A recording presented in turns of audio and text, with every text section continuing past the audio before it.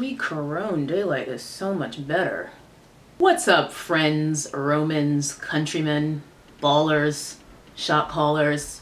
It's your girl T, the nappy-headed jojoba, back with not one but two challenges, y'all. We're doubling up. It's gonna be a very challenging fall. Let's start off with the fitness challenge because that's kind of my thing. I love doing fitness challenges with you guys, even though I don't get a ton of participants most of the time. But those of us who do participate are really able to support each other and keep each other accountable. So we're heading into the holiday season in no time at all. It is a notoriously sloppy time of year. So I figured now would be the perfect time to kick off another fitness challenge so that we can avoid slipping into a full slop once those holidays start rolling around. I'm calling this the Fuck Yeah Fall Fitness Challenge, or FYFF Challenge for short. It is a 4-week challenge and it will start on Sunday, October 2nd and conclude on October 29th. The rules for this one are pretty similar to all of my previous challenges. I do try to throw in one thing that's a little bit different each time, so let's just run through the rules really quickly. The first rule is, of course, working out. We are all required to work out a minimum of 4 days per week for a minimum of 20 minutes per workout. I'm not about to tell you guys what workouts to do. You do what you want to do. I am not your personal trainer. We're just here to support each other. But whatever you do make sure that they are vigorous workouts where you actually break a sweat, where you kind of feel like you might not make it through. They should be very challenging workouts, at least 4 times a week, 20 minutes. Rule number 2, you know what it is, the water. I reckon that we could all stand to drink a little bit more water, so the rules for this challenge are the same as what I've done in some previous challenges. Glass of water when you wake up, glass of water before every meal, glass of water before bed, and those are at least 12-ounce glasses of water. I don't want those puny 8-ounce, 1-cup servings. Rule number 3, no added sugars. A number of people ask me what that means, even though it's pretty self-explanatory. It's kind of like Teenage Mutant Ninja Turtles. No added sugars means no food with sugar added to them. So obviously something like fruit, which has naturally occurring sugars, wouldn't count because it's not sugar added to it. Easy peasy lemon squeezy. On to rule number 4, you are allowed 1 cheat meal per week. This is mainly to make it possible for us all to make it through this challenge while maintaining our sanity. Because again, as we get into holidays and parties and things like that, you may want to be able to indulge a little bit. So for that 1 cheat meal per week, have at it within reason. You know, don't go too overboard to the extent that you eradicate all of the progress you've made throughout the entire rest of the week, but 1 and only 1 cheat meal per week is a-okay.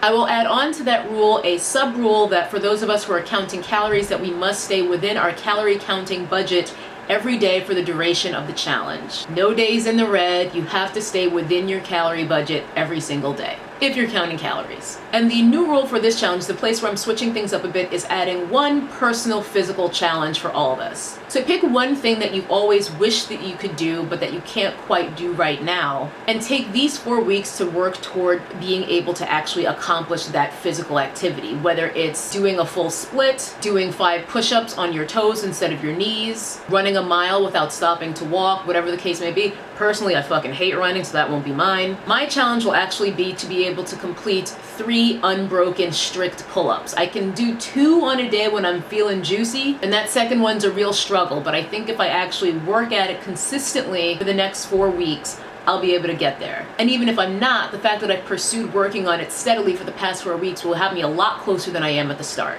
So that is it. Those are the rules for the Fuck Yeah Fall Fitness Challenge, FYFF. And let's move on to the other challenge, which is a hair challenge. I'm sure you guys have noticed me wearing a lot more hair hats in my recent videos, and that's because I've been on a little bit of a protective style challenge solo. And then I figured that this channel may as well be a forum to expand it to anyone else who might want to join me. This is called the Protect Your Ends Challenge, of course inspired by Wu-Tang's Protect Your Neck, because let's face it, most things in my life are inspired by either Wu-Tang, Biggie, or The Simpsons. The Protective Style Challenge will run for the final 3 months of the year, so from October 1st to December 31st, Q4.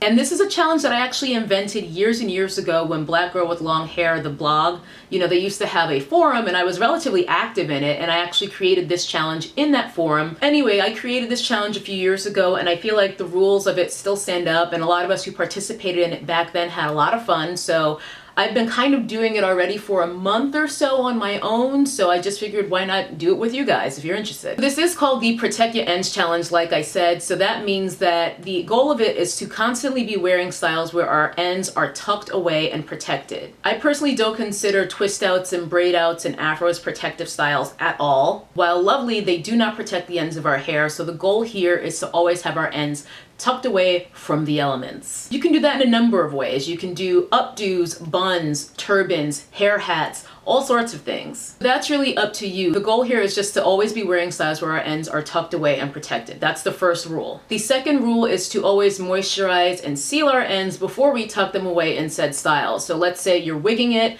make sure you do a really good job of moisturizing and sealing your hair before you twist it up or braid it up, however it is that you wear your hair under your wigs before actually applying your wig to wear.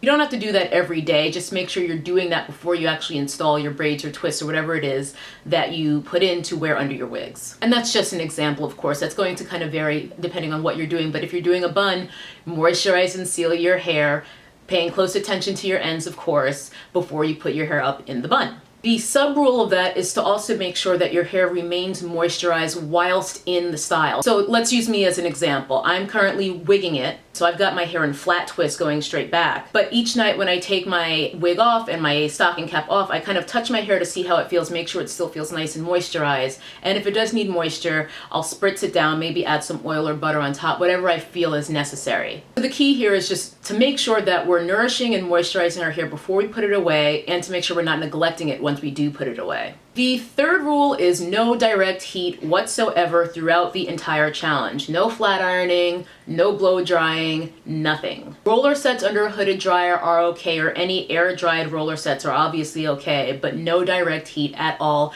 We're trying to cause the least amount of harm possible to our hair for the duration of this 3-month challenge. The fourth rule is to always snip out any single strand knots or split ends as we see them. Of course, using hair shears, because again, the goal is to preserve our ends, because preserving our ends is what allows us to see the hair growth that is coming from the scalp.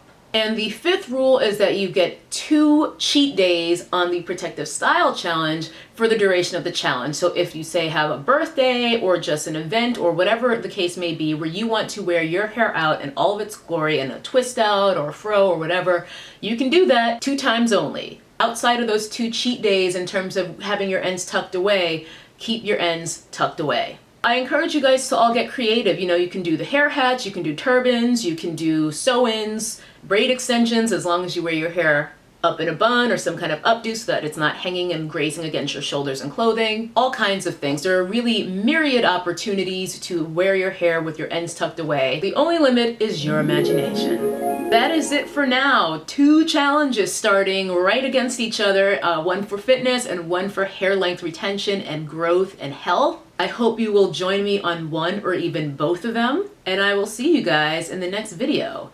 Bye-bye. That's some nappy-headed hose there, I'm going to tell you that now.